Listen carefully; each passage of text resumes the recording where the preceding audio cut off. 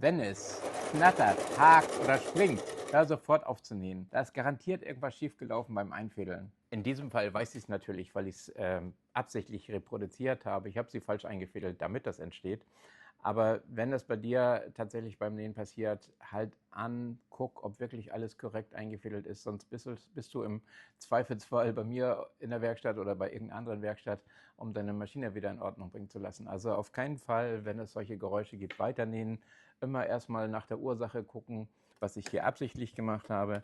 Der Faden ist hier nicht in diesem Hebel drin.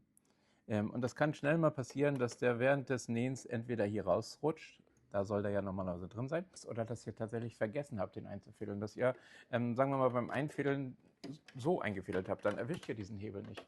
Wichtig ist nur, dass ihr sofort aufhört, um größere Schäden zu vermeiden.